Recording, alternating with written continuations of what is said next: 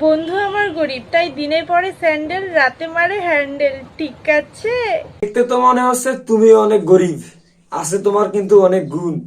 জায়গা মতো ঢুকাও শুধু বেগুন। মানে ভাই, মানে ব্যাগে বেগুন ঢুকায়, বাজারে গেলে ব্যাগে বেগুন ঢুকায়, অন্য কিছু ভাবার দরকার নাই, ঠিক আছে? মোটামুটি শরীরে একটা ভাব আইছে না? আকাশ ভরা তারা, তোমার গোয়া মারা সারা। ধন্যবাদ কথাটি শোনার জন্য। আকাশে ওঠে চাঁদ, তুমি তো মনে হয় দেও সারা রাত। ধন্যবাদ কথাটি শোনার জন্য।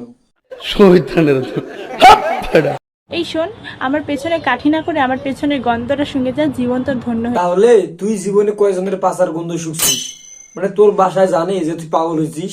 তোর ব্রেনটা আছে পুটকির মধ্যে, আর এই পুটকি আছে মাথার মধ্যে।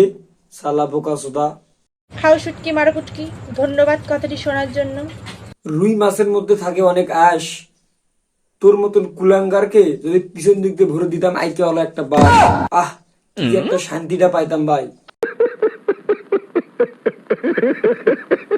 সব থেকে নামি দামি ব্র্যান্ড হলো বগলের গন্ধ। এর উপরে কোনো গন্ধ নেই। জীবন চলার পথে আসবে অনেক বাধা। টিকটকে দেখা যায় হরেক রকমের গাধা।